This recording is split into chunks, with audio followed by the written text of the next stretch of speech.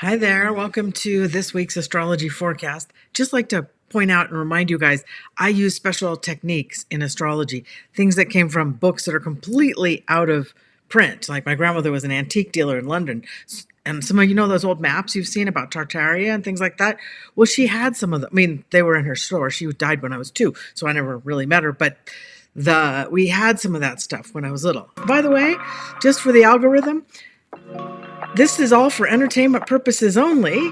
Everything in this video is for entertainment purposes only. Don't have it anymore, otherwise I'd do videos on it. But there was some of this crazy, ancient knowledge in some of the stuff that she had. So I have been using these techniques since I started learning astrology when I was 9 years old. So I have some of this stuff that other people don't have. That's how come I was able to predict the COVID crash by date. That's how come I was able to predict a pandemic was coming.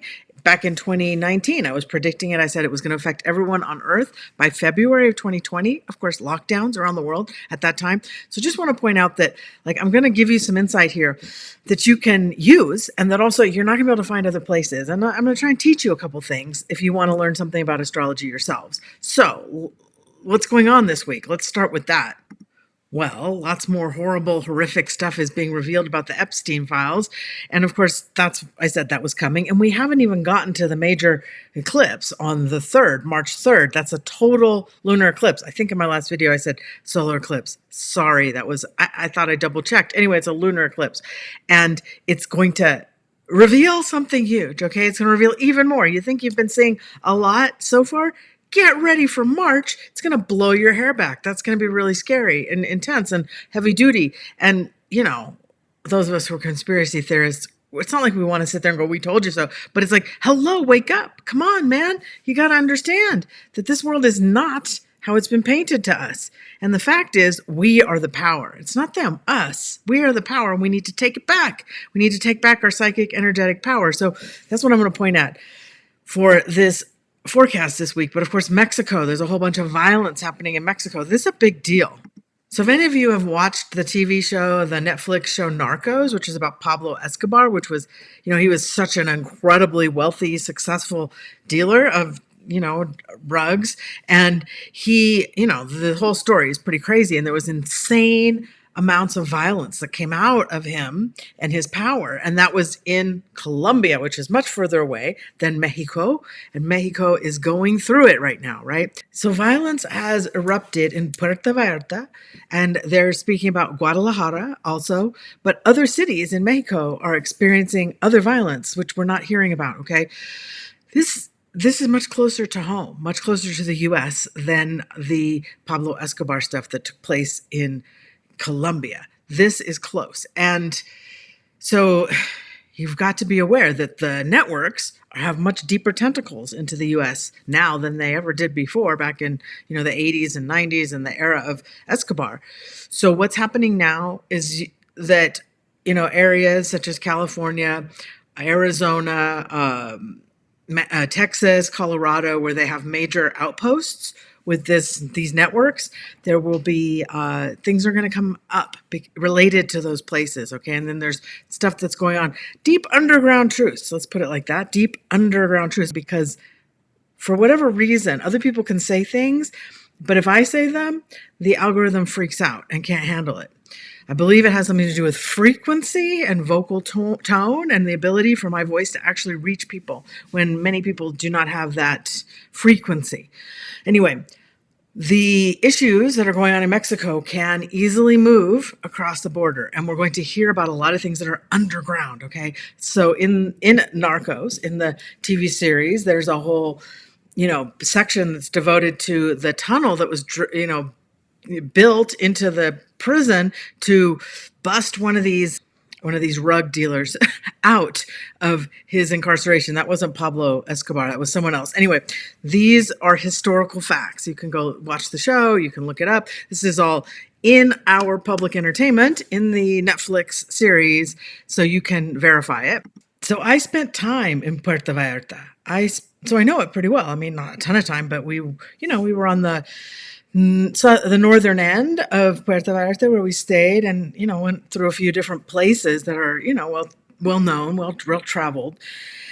And I actually drove through from one side to the other, and you don't understand how big Puerto Vallarta is. It's a very big place. And Anarchapulco happened in Puerto Vallarta this year, and this was just as it was ending that this violence happened. So people got trapped. People got trapped in Mexico, and there have been issues with this. And I don't think most Americans or people from other parts of the world understand, because the media covers places in Mexico, makes them look very small. But there are some places that are huge. Mexico City, for example, is 5 times the size of LA. It's 5 times the size of LA. Think of the big sprawling mass that is LA. Mexico City is huge. So Puerto Vallarta is quite big also. Not as big as Mexico City, but it's very big.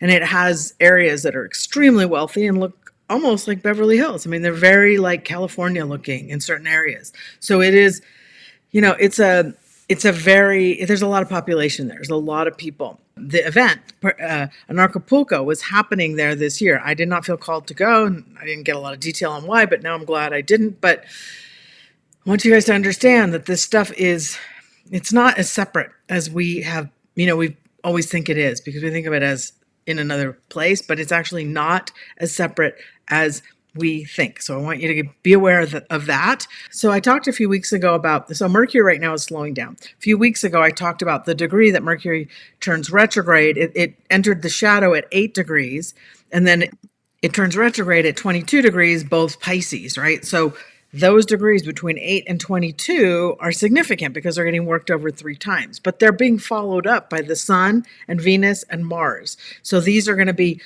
it's a cycle that's going to just keep building on itself. That's what this means, okay? So when, Mercury entered the shadow, which was about a week ago, 2 weeks ago, on the 12th at 8 degrees Pisces, it set off a cycle that's going to be followed up by the Sun when it crosses 8 degrees Pisces, which happens on the 27th, and then it covers all the same degrees Mercury is going to cover.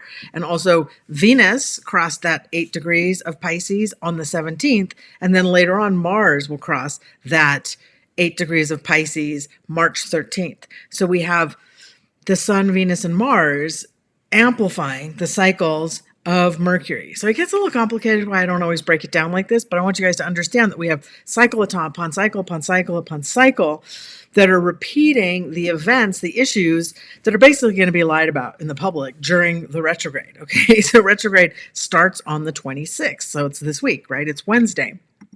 And then it doesn't leave the shadow until the end of March. It makes its station direct. Sorry, that's Mars that doesn't leave those degrees until the end of March. But it makes its station direct on March 21st, and then it leaves the shadow in April. So this cycle lasts a long time.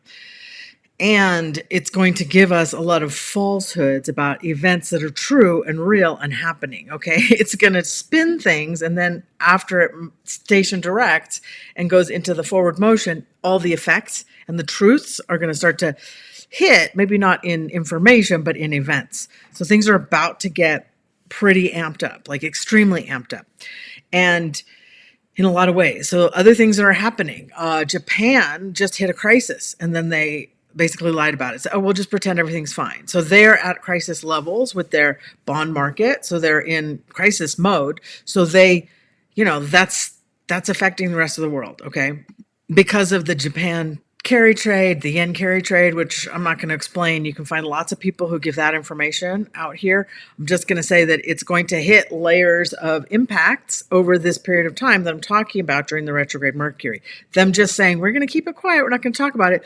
This is Mercury slowing down and telling us we're moving into a really critical period of time. Mercury is not really a financial planet, but it handles all the lies and the spin and the deception, which of course, if you don't know what to do in a crisis, how are you going to do what you need to do? So it has a big impact in that way, right? In the sense of burying and hiding what's really going on.